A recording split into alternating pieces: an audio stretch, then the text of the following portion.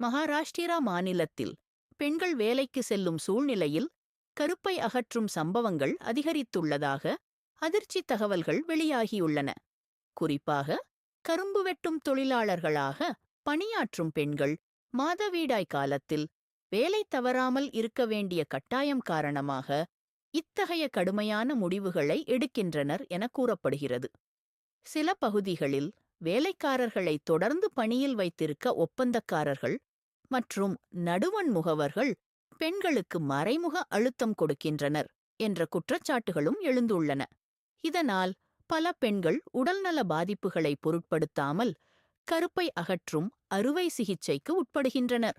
மருத்துவ நிபுணர்கள் இதை மிகவும் ஆபத்தான நடைமுறையாக கருதி தேவையற்ற அறுவை சிகிச்சைகள் பெண்களின் உடல்நலத்தை தீவிரமாக பாதிக்கும் என எச்சரிக்கின்றனர்.